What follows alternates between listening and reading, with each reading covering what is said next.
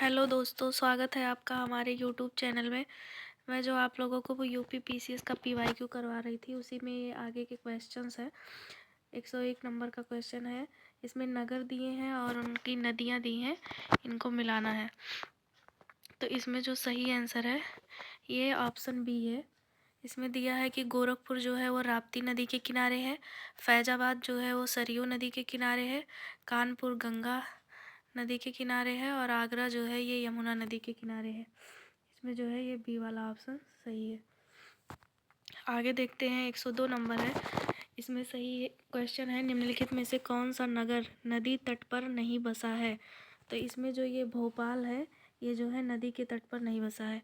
इसकी व्याख्या है, उपर्युक्त नगरों में से भोपाल किसी नदी के तट पर नहीं बसा है। इसमें जो अहमदाबाद है ये साबरमती नदी के तट पर है, कटक महानदी के तट पर है और गोरखपुर राप्ती नदी के तट पर है। अगला क्वेश्चन है, निम्न में से कौन सा नगर लूनी नदी के किनारे स्थित है। तो लूनी नदी के किनारे स्थित जो नगर है ये है अजमेर। इसमें बी ऑप्शन सही है। अजमेर शहर लूनी नदी के किनारे स्थित है। लूनी नदी भारत की एकमात्र अंतर्वाही नदी है। इस नदी में अत्यधिक लवणता के कारण इसका जल सिंचाई योग्य नहीं है। पश्चिमोत्तर भारत के राजस्थान के अजमेर के निकट अरावली श्रेणी के नाग पहाड़ी से इस नदी का उद्गम होता है। अगला क्वेश्चन है, अयोध्या निम्नलिखित में से किस नदी के तट पर स्थित है। इसका सही आंसर है घाघरा नदी। सी ऑप्शन इसमें सही है। अयोध्या जो है ये घाघरा या सरयू नदी के किनारे दाहिने तट पर स्थित है। सरयू नदी को घाघरा नदी के नाम से भी जाना जाता है। यह गंगा नदी की प्रमुख सहायक नदी है, जो अपने उद्गम स्थान से लगभग 1080 किलोमीटर बहती हुई बलिया और छपरा के बीच गंगा नदी में मिल जाती है। इसे काली नदी या शारदा नदी के नाम से भी जाना जाता है। अगला हमारा टॉपिक है तटीय भाग एवं द्वीप। इसमें जो है पहला क्वेश्चन है तटीय भाग में कि निम्नलिखित नगरीय केंद्रों में से कौन कोरोमंडल तट पर अवस्थित है। इसमें पहला है नागपट्टिनम, दूसरा ऑप्शन विशाखापट्टनम, तीसरा रत्नागिरी और चौथा है एर्नाकुलम। तो इसमें जो ये नागपट्टिनम है ये कोरोमंडल तट पर अवस्थित है। ए ऑप्शन इसका सही है। व्याख्या है इसका कि तमिलनाडु में स्थित नागपट्टिनम नगर कोरोमंडल तट पर अवस्थित है। कोरोमंडल तट का विस्तार कुमारी अंतरीप से पुलिकट झील व कृष्णा डेल्टा तक लगभग 675 किलोमीटर की लंबाई तथा 100 किलोमीटर की चौड़ाई में है। अगला है, भारत के निम्नलिखित तटों में से कौन कृष्णा डेल्टा एवं केप कोमेरिन डेल्टा के मध्य स्थित है। तो इसमें से जो ये कोरोमंडल तट है ये जो है कृष्णा डेल्टा और केप कोमेरिन डेल्टा के मध्य अवस्थित है। अगला क्वेश्चन है, केरल तट को किस नाम से जाना जाता है। तो केरल तट को जो है मालाबार तट के नाम से भी जाना जाता है। ए ऑप्शन इसमें सही है। मालाबार तट उत्तर में गोवा से लेकर दक्षिण में कन्याकुमारी तक विस्तारित है। इस क्षेत्र में लंबे तथा संकरे लैगून या कयाल पाए जाते हैं। इस क्षेत्र की मिट्टी काप मिट्टी एवं महीन लैटेराइट प्रकार की होती है। इसमें रबड़, सिनकोना, कहवा, गर्म मसाले और नारियल आदि के बागान पाए जाते हैं। पेरियार यहाँ की एक प्रमुख नदी है। इस तट पर मोनाजाइट, जिरकान एवं थोरियम जैसे आणविक खनिज भी पाए जाते हैं। अगला है, सागर पुलिन दिया है और उनके राज्य दिए हैं, इनको जो है मिलाना है। दीघा, गोपालपुर, आंसी, कलांगुट, मरीना और राज्य है तमिलनाडु, पश्चिम बंगाल, उड़ीसा और गोवा। तो इसका सही ऑप्शन है बी। इसमें दिया है दीघा जो है ये पश्चिम बंगाल में है, गोपालपुर आंसी उड़ीसा में है, कलांगुट जो है ये गोवा में है और मरीना जो है ये तमिलनाडु में है। अगला है, कोरी निवेशिका जिस पर स्थित है वह है। तो इसे जो है कच्छ का रण कहते हैं। कोरी निवेशिका कच्छ के रण में स्थित है। कोरी निवेशिका कोरी खाड़ी या कोरी क्रीक गुजरात के कच्छ क्षेत्र में स्थित एक ज्वारीय संकरी खाड़ी है जो कच्छ के रण में स्थित है।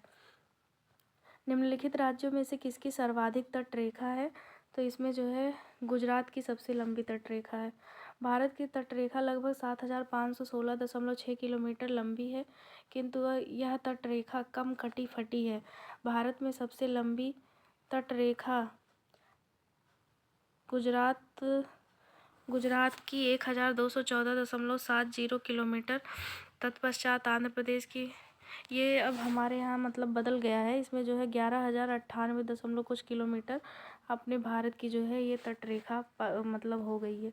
तो इसमें सबसे पहले गुजरात आता है, फिर उसके बाद जो है तमिलनाडु आता है, फिर आंध्र प्रदेश आता है। इसमें परिवर्तन हुआ है। निम्नलिखित राज्यों में से किसकी सबसे लंबी तटरेखा है? तो इसमें जो है जब ये क्वेश्चन आया था उस समय जो है आंध्र प्रदेश था।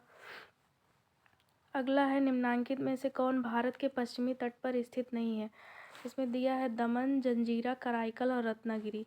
तो ये जो कराईकल है, सी ऑप्शन, ये जो है पश्चिमी तट पर स्थित नहीं है। कराईकल भारत के पूर्वी तट पर अवस्थित है। यह केंद्र शासित प्रदेश पुदुचेरी का म्यूनिसिपल क्षेत्र है, जबकि दमन जो है, जंजीरा एवं रत्नागिरी देश के पश्चिमी तट पर अवस्थित है। अगला है कि पाक खाड़ी किनके बीच स्थित है? तो इसमें जो है बी ऑप्शन सही होगा। मन्नार की खाड़ी और बंगाल की खाड़ी के बीच पाक की खाड़ी स्थित है।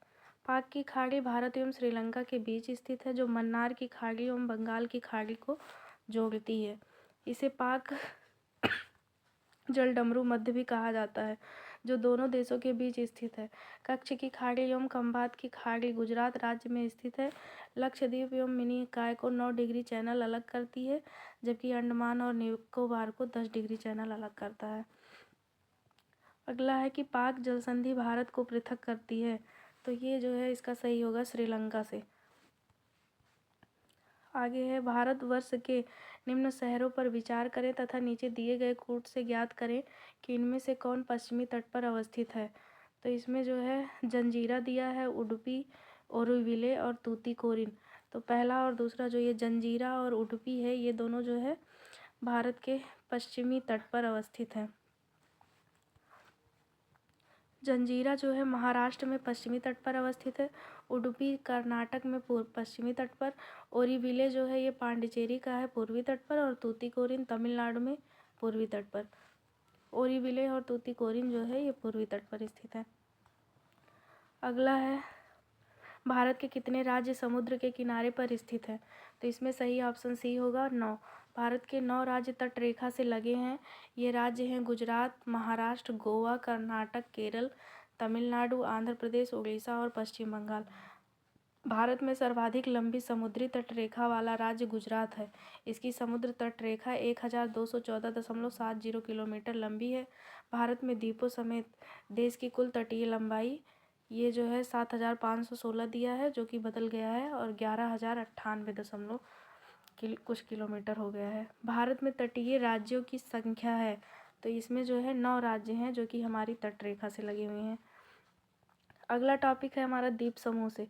द्वीप समूह में है, निम्नलिखित में से कौन अंडमान और निकोबार द्वीप समूह का एक द्वीप नहीं है?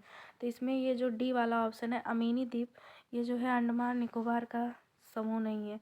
रूटलैंड द्वीप जो है नारकोंडम द्वीप तथा बोमपोका द्वीप अंडमान निकोबार द्वीप समूह के भाग हैं। रूटलैंड, नारकोंडम, बोमपोका। जबकि अमीनी द्वीप जो है ये लक्षद्वीप में स्थित है। भारत के किस भाग में बैरन ज्वालामुखी द्वीप स्थित है? तो ये जो है अंडमान द्वीप समूह में स्थित है।